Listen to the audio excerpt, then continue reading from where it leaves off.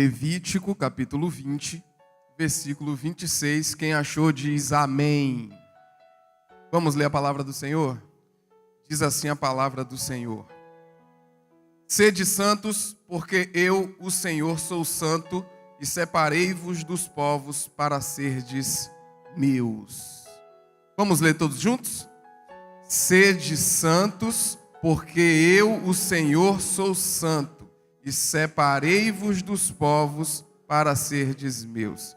Queridos, pode se assentar. O pastor já orou, nós não vamos orar de novo. Amém? Queridos, diante dessa temática que nos foi proposta, que vocês estão trabalhando aqui com a juventude durante esse mês, eu me lembro de uma história de um homem chamado Tomás de Aquino, que viveu por volta do século XIII da nossa era, e era um religioso e um teólogo, um estudioso da palavra de Deus. E certa vez, esse senhor, essa pessoa, estava estudando as Sagradas Escrituras dentro dos seus aposentos, quando de repente ele ouve uma voz pela janela, gritando, chamando ele para que fosse até a janela, e aquela pessoa gritava e insistia cada vez mais, um jovem gritando, chamando Tomás de Aquino para ir até a janela, e dizia para ele que havia um boi voando no céu. Aí ele, ouvindo que havia um boi voando no céu, ele levanta, pastor, e vai em direção à janela. Quando ele chega na janela, que ele olha para cima, procura, percorre os olhos pelo céu e não vê boi algum voando. Aí o jovem que tinha chamado ele, gritado lá de baixo, começa a dar risada e fazer gozação dele. E falar: como que o senhor, uma pessoa tão estudada, tão estudiosa, tão inteligente, pode acreditar que haveria um boi voando aqui no céu? Aí Tomás de Aquino vira para aquele jovem, que era discípulo, e fala assim: olha, eu preferiria acreditar que um boi estivesse voando do que um servo de Deus estivesse mentindo. Queridos, diante disso, falando em santidade, teologicamente falando, nós entendemos que santidade é um ato. Santidade, primeiramente, é um ato de Deus. É um ato divino na vida do crente. Em Cristo, nós somos declarados e feitos santos de uma vez por todas no dia que a gente entrega a nossa vida a Jesus e que Jesus entra na nossa vida, nos sela com o Espírito Santo.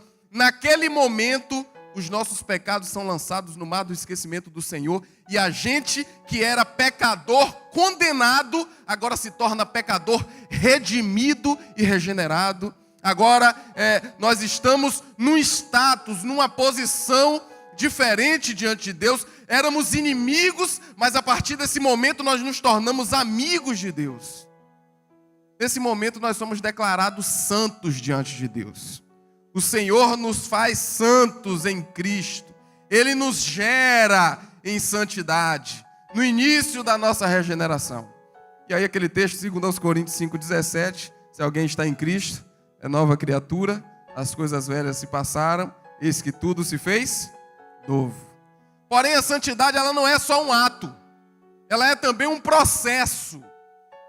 Ou seja, o ato é a declaração de Deus no dia que a gente se converte: este aqui é santo, pronto, você é santo. Só que a santidade, ela tem um processo a partir daquele dia que a gente se converte, que a gente se torna santo em Cristo. A gente precisa desenvolver a santificação. Esse é o processo da santificação. A possibilidade que Deus nos dá de ter uma força motriz interior, de viver a semelhança de Cristo por toda a nossa vida de uma forma progressiva. Ou seja, de uma forma ascendente, de uma forma crescente em santidade.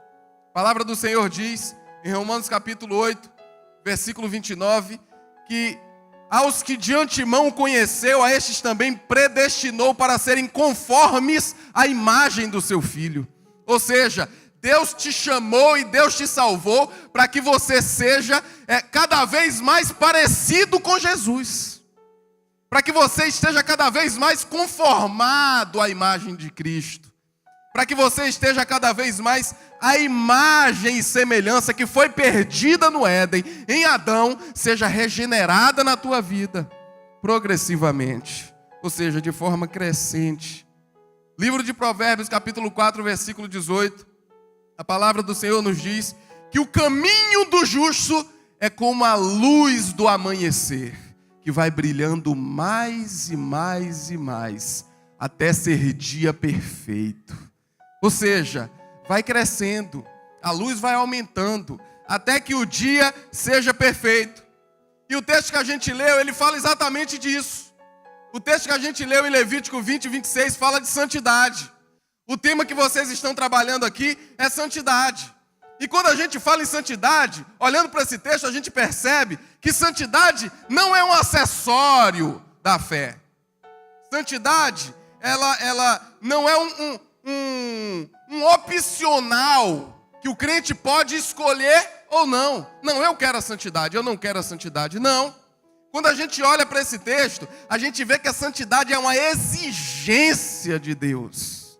É uma ordem de Deus. É um imperativo de Deus. Olha o que a palavra do Senhor diz. Sede santos. Ou seja, sejam santos. É uma ordem. Deus não está falando, seja santo se você quiser, não. Ele está falando, você precisa ser santo. Você deve ser santo. Você deve se santificar no seu dia a dia. É um dever cristão que Deus coloca a capacidade, a capacitação no nosso coração. Agora, uma coisa especial me chama a atenção nesse texto. Porque esse texto, interessante, é que ele está em Levítico. E Levítico está no Pentateuco. Pentateuco são os 5 primeiros livros da Bíblia. E esses 5 primeiros livros da Bíblia foram escritos por Moisés. E esses 5 primeiros livros da Bíblia, no hebraico, eles são conhecidos como a Torá. A Torá é a lei. A Torá é tudo que o judeu precisava conhecer, entender e viver da parte de Deus no Antigo Testamento. Dessa forma, a gente percebe a localização de Levítico é estratégica. Levítico está exatamente no meio da lei. De um lado você tem Gênesis e Êxodo. Do outro lado você tem Números e Deuteronômio. Exatamente no meio da lei, da Torá, do Pentateuco, você tem Levítico. E o tema de Levítico é santidade ao Senhor. Eu acredito que Deus quer passar uma mensagem para a gente através disso. Ele quer falar o seguinte, que a vontade de Deus é que a santidade esteja no centro do coração do seu povo. Que a santidade habite no meio de nós. Que a santidade habite no meio da nossa alma.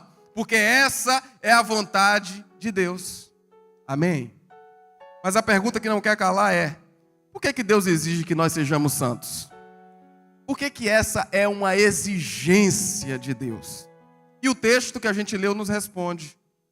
Versículo 26, a palavra do Senhor diz, em primeiro lugar, sede santos, porque eu sou santo, diz o Senhor. Ou seja, Deus exige que nós sejamos santos, porque Ele é santo. Porque Deus é santo.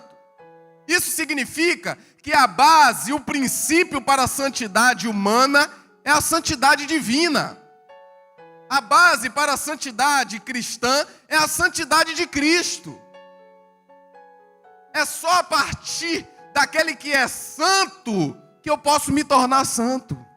É só a partir da santidade que exala e que emana dele e do trono da graça e da glória dele que eu posso receber esse bom perfume da santidade para que eu possa me santificar no meu dia a dia.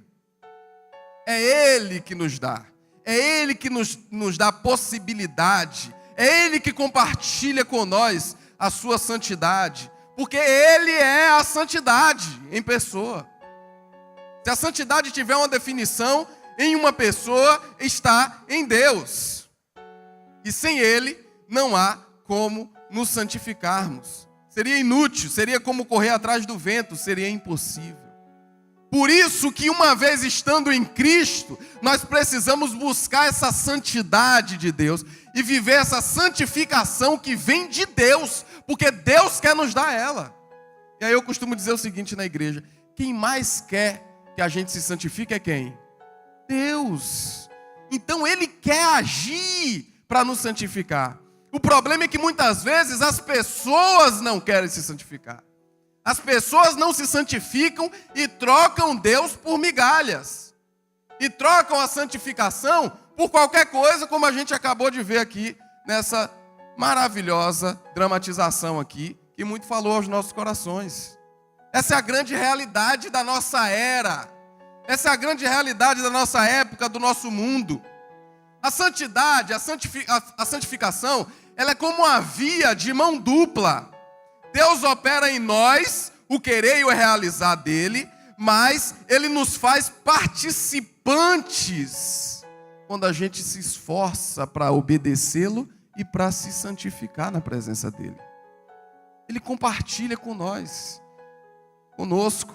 Ele nos faz participantes. E eu acho interessante quando Paulo escreve, inspirado pelo Espírito Santo, em Efésios capítulo 5, versículo 1, ele diz assim, ó: sejam, pois, imitadores de Deus como filhos amados.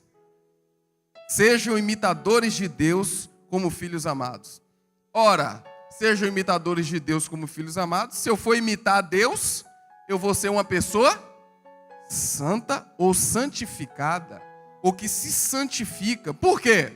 A gente sabe, irmãos, lá em Isaías capítulo 6, o profeta tem uma visão de Deus, e ele fala assim, ó: santo, santo, santo é o Senhor dos exércitos, e toda a terra está cheia da sua glória. O reverendo Hernandes Dias Lopes, ele diz que quando você diz santo, você define. Quando você diz santo, santo, você enfatiza.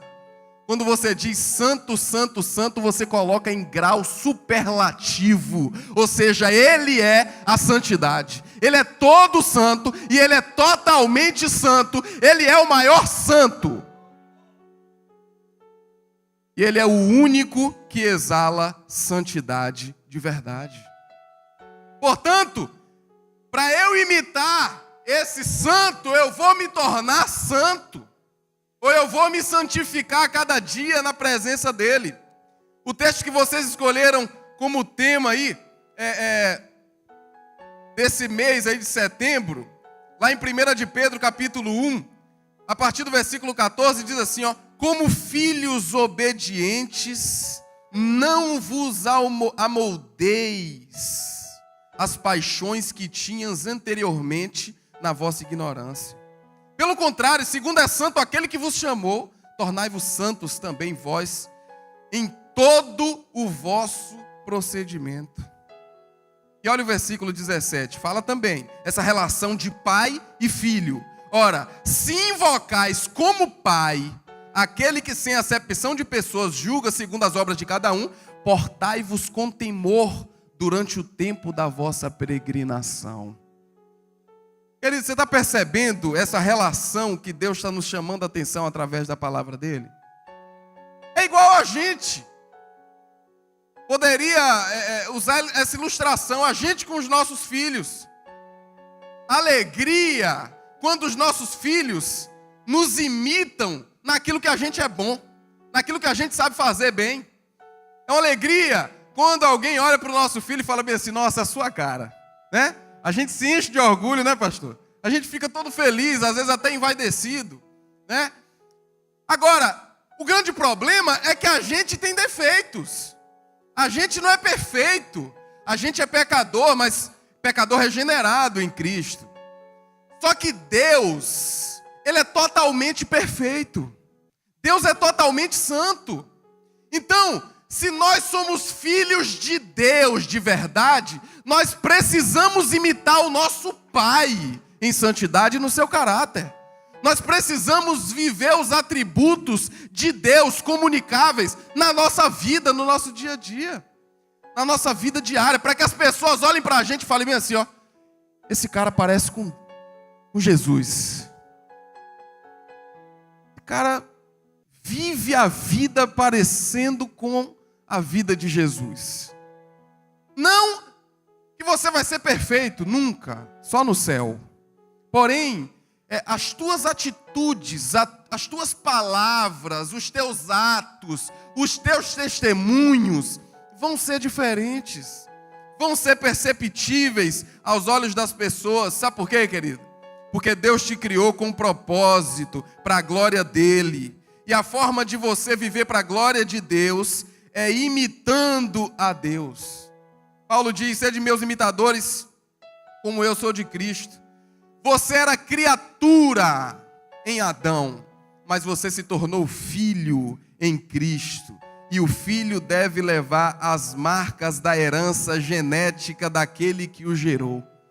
O DNA espiritual de Deus precisa estar carimbado na tua personalidade, no teu caráter e na tua alma, em nome de Jesus. Para que você faça diferença no mundo, para que você seja uma bênção onde quer que você seja. Não tem como você ser filho, discípulo de Jesus, se você não desenvolve a santificação. É algo incoerente, é algo que não casa. Se a gente é filho de Deus e Deus é santo, nós precisamos ser santos. Nós precisamos viver em constante crescimento de santidade e santificação. Amém, queridos? Porque Deus exige que sejamos santos? Em primeiro lugar, porque Ele é santo. Em segundo lugar, porque Ele nos separou. Porque Ele nos separou. E aqui, queridos, Ele diz assim, ó, sede santos porque eu, Senhor, sou santo, e separei-vos dos povos para serdes meus. Separação aqui, queridos, em relação à santidade, significa diferença, mudança essencial e fundamental de dentro para fora. De dentro do interior para o exterior. De dentro para fora, em fé e em prática. A palavra santo no hebraico, a língua que foi escrita esse texto que a gente está lendo aqui no Antigo Testamento, a palavra santo é kadosh. E kadosh significa separado de algo para algo. Ou seja, separado de alguma coisa para alguma outra coisa. E nesse contexto significa que nós fomos separados do pecado, separados do mundo, separados do mal, para sermos exclusivamente de Deus. Para sermos consagrados a Deus. Separação. Kadosh quer dizer separado. Kadosh quer dizer consagrado. Aquele que nos comprou. Agora essa separação aqui, como eu falei, ela é separação do mal. Ela é separação do sistema maligno do mundo. Ela é separação do pecado. Mas ela não é separação literal das pessoas com quem a gente convive. Mesmo que essas pessoas não sejam cristãs. É lógico que se você tem uma amizade que só te leva para o lado errado, você tem que evitar aquilo ali. As más conversações corrompem os bons costumes. Porém, você não pode se tornar inimigo das pessoas, nem se afastar totalmente das pessoas. Porque uma forma de Deus alcançar aquela pessoa é através da luz de Cristo brilhando na tua vida. É através da santidade de Deus brilhando em nós. Por quê? Porque aí, essa separação significa valores diferentes, ideais, princípios bíblicos, mentalidade e vida cristã. Sabe por quê, queridos? Porque o sal, ele tem que estar na terra. O sal não pode ficar dentro do saleiro. Sal dentro do saleiro não faz diferença nenhuma. O sal tem que estar fora do saleiro. A luz tem que brilhar no mundo. A luz tem que brilhar nas trevas. Não adianta nada brilhar a luz onde já tem luz. Onde já está dia. A gente precisa pensar nos de fora. A gente precisa exalar Deus para quem é de fora. para que, como Paulo diz, eles sintam o bom aroma e o bom perfume de Cristo nas nossas vidas e queiram esse bom aroma, esse bom perfume na vida deles também.